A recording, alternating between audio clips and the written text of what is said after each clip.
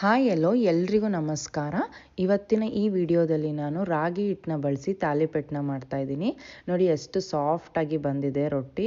ಇದನ್ನ ನೀವು ಲಂಚ್ ಬಾಕ್ಸಿಗೆ ಕೂಡ ತೊಗೊಂಡೋಗ್ಬೋದು, ಎಲ್ಲೂ ಇದು ಹಾರ್ಡ್ ಆಗೋದಿಲ್ಲ.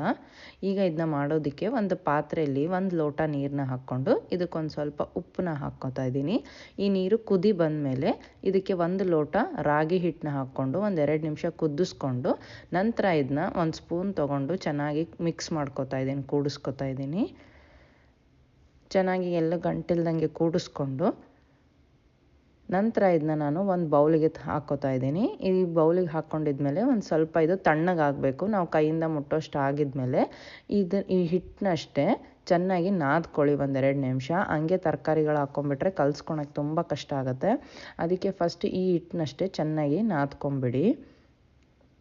ಇದು ಚೆನ್ನಾಗಿ ಸ್ಮೂತ್ ಆಗಲಿ ಚಪಾತಿ ಹಿಟ್ಟು ಥರ.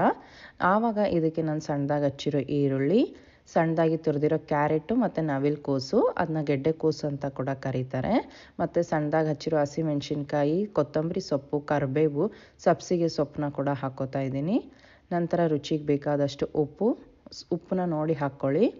ಆಮೇಲೆ ಒಂದು ಅರ್ಧ ಟೀ ಸ್ಪೂನ್ ಜೀರಿಗೆ, ಒಂದು 1/4 ಟೀ ಸ್ಪೂನ್ ಅರಿಶಿನದ ಪುಡಿನ ಹಾಕ್ಕೊಂಡು ಇಷ್ಟೇ ಕಲಿಸ್ಕೊಳ್ಳಿ. ನೀರೆಲ್ಲ ಏನೂ ಹಾಕಬೇಡಿ, ತರಕಾರಿಯಲ್ಲಿರೋ ನೀರು ಮತ್ತು ಉಪ್ಪಿಂದ ನೀರು ಬಿಟ್ಬಿಡುತ್ತೆ. ಇದನ್ನೆಲ್ಲ ಚೆನ್ನಾಗಿ ಕಲಿಸ್ಕೊಂಡಿದ್ಮೇಲೆ ಈಗ ಇದಕ್ಕೆ ನಾನು 2 ಟೇಬಲ್ ಸ್ಪೂನ್ ಅಕ್ಕಿ ಹಿಟ್ಟು, 1 ಟೇಬಲ್ ಸ್ಪೂನ್ ಗೋಧಿ ಹಿಟ್ಟನ್ನ ಹಾಕ್ಕೊಂಡು ಚೆನ್ನಾಗಿ ಎಲ್ಲ ಮತ್ತೆ ಹಿಟ್ಟು ಥರ ಕಲಿಸ್ಕೊಳ್ಳಿ. ಚಪಾತಿ ಹಿಟ್ಟು ಥರ ಆಗಬೇಕಿದು.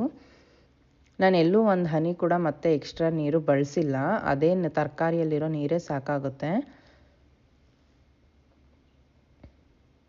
ನೋಡಿ ಈ ರೀತಿಯಾಗಿ ಇದನ್ನ ಚಪಾತಿ ಹಿಟ್ಟು ಥರ ಕಲಸಿ ಇಟ್ಕೊಳ್ಳಿ. ಇದನ್ನೇನು ರೆಸ್ಟ್ ಮಾಡಬೇಕಂತೆಲ್ಲ ಏನೂ ಇಲ್ಲ, ಕಲಸಿದ ತಕ್ಷಣ ಇಮಿಡಿಯೇಟಾಗಿ ಮಾಡಿಬಿಡಿ. ಈಗ ಕಲಿಸ್ಕೊಂಡಿದ್ದಾದಮೇಲೆ ನಾನು ಒಂದು ಸ್ವಲ್ಪ ಹಿಟ್ಟನ್ನ ತೊಗೊಂಬಿಟ್ಟು ಕೈ ಮಧ್ಯದಲ್ಲಿ ಒಂದು ಸ್ವಲ್ಪ ಇದನ್ನ ರೌಂಡ್ ಶೇಪ್ ಮಾಡ್ಕೊಳ್ಳಿ. ಈಗ ನಾನು ಇದನ್ನ ಒಂದು ಬಟರ್ ಪೇಪರ್ ಅಥವಾ ಹೋಳಿಗೆ ಪೇಪರ್ ಅಂತ ಸಿಗುತ್ತೆ, ಅದ್ರ ಮೇಲೆ ನಾನು ಇದನ್ನ ಲಟ್ಟಿಸ್ತಾ ಇದ್ದೀನಿ. ಅದಕ್ಕೆ ಲಟ್ಟಣಿಗೆಗೆ ಮತ್ತು ಪೇಪರ್ಗೆಲ್ಲ ಒಂದು ಸ್ವಲ್ಪ ಎಣ್ಣೆನ ಹಾಕ್ಕೊಂಡು ಸವರ್ಕೊಂಡು ಈಗ ನಾವು ಮಾಡ್ಕೊಂಡಿರೋ ರಾಗಿ ಹಿಟ್ಟಿನ ಉಂಡೆನ ಇದ್ರ ಮೇಲೆ ಇಟ್ಟು ಇದ್ರ ಮೇಲೆ ಕೂಡ ಒಂದು ಅರ್ಧ ಟೀ ಸ್ಪೂನ್ ಇವಾಗ ಒಂದು ಸ್ವಲ್ಪ ಎಣ್ಣೆನ ಹಾಕ್ಕೊಂಡು ಫಸ್ಟ್ ಸ್ವಲ್ಪ ಕೈಯಿಂದ ತಟ್ಕೊಳ್ಳಿ, ಆಮೇಲೆ ನೀವು ಲಟ್ಟಣಿಗೆಯಿಂದ ಲಟ್ಟಿಸ್ಕೋಬೋದು. ಕೈಯಿಂದ ಒಂದು ಸ್ವಲ್ಪ ತಟ್ಕೊಂಡಿದ್ದಾದಮೇಲೆ ಲಟ್ಟಣಿಗೆಯಿಂದ ಲಟ್ಟಿಸ್ಕೊಳ್ಳಿ. ಆ ಪೇಪರ್ನೇ ತಿರುಗಿಸ್ಕೊತಾ ನೀವು ಲಟ್ಟಿಸ್ಕೋಬೋದು ಎಲ್ಲ ಕಡೆ. ನಿಮಗೆ ಎಷ್ಟು ದಪ್ಪ ತೆಳ್ಳಗೆ ಬೇಕೋ ಅಷ್ಟರವರೆಗೂ ನೀವು ಇದನ್ನ ಲಟ್ಟಿಸ್ಕೊಳ್ಳಿ. ಎಲ್ಲ ಲಟ್ಸ್ಕೊಂಡಿದ್ಮೇಲೆ ಚೆನ್ನಾಗಿ ಕಾದಿರೋ ಹಂಚ್ ಮೇಲೆ ಹಾಕಿ ಒಂದು 10 ಸೆಕೆಂಡ್ ಹಾಗೆ ಬಿಟ್ಬಿಡಿ. ಆಮೇಲೆ ಆ ಪೇಪರ್ನ ಈಸಿಯಾಗಿ ತೆಗಿಬೋದು ನೀವು. ಒಂಚೂರು ಎಣ್ಣೆನ ಹಾಕ್ಕೊಂಡು ಎರಡೂ ಕಡೆ ಕ್ರಿಸ್ಪಿ ಆಗೋ ತನಕ, ಇಲ್ಲ ಸಾಫ್ಟ್ ಬೇಕಂದರೆ ಸಾಫ್ಟ್ ಆಗಿರೋ ತನಕ ಇದನ್ನ ಬೇಯಿಸ್ಕೊಳ್ಳಿ.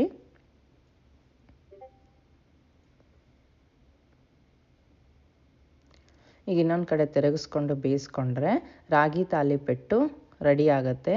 ಇದನ್ನ ಕಾಯಿ ಚಟ್ನಿ ಜೊತೆ ಸರ್ವ್ ಮಾಡಿ, ತುಂಬಾ ಟೇಸ್ಟಿಯಾಗಿರುತ್ತೆ. ಮತ್ತು ಲಂಚ್ ಬಾಕ್ಸಿಗೆ ಕೂಡ ಇದೊಂದು ಒಳ್ಳೆ ಆಪ್ಷನು. ಈ ರೆಸಿಪಿನ ಟ್ರೈ ಮಾಡಿ, ಇಷ್ಟ ಆದರೆ ನಿಮ್ಮ ಫ್ರೆಂಡ್ಸ್ ಆ್ಯಂಡ್ ಫ್ಯಾಮಿಲಿ ಜೊತೆ ಶೇರ್ ಮಾಡಿ ಮತ್ತು ಚಾನಲ್ಗೆ ಸಬ್ಸ್ಕ್ರೈಬ್ ಮಾಡ್ಕೊಳ್ಳಿ. ಇನ್ನು ನನ್ನ ಬೇರೆ ರೆಸಿಪಿಗಳು ನೀವು ನೋಡಬೇಕಂದ್ರೆ ಸ್ಕ್ರೀನ್ ಮೇಲೆ ಬರ್ತಾ ಇರೋ ಲಿಂಕ್ನ ಕ್ಲಿಕ್ ಮಾಡ್ಕೊಳ್ಳಿ, ನೀವು ಆ ರೆಸಿಪೀಸ್ನ ಕೂಡ ನೋಡ್ಕೋಬೋದು. Thank you.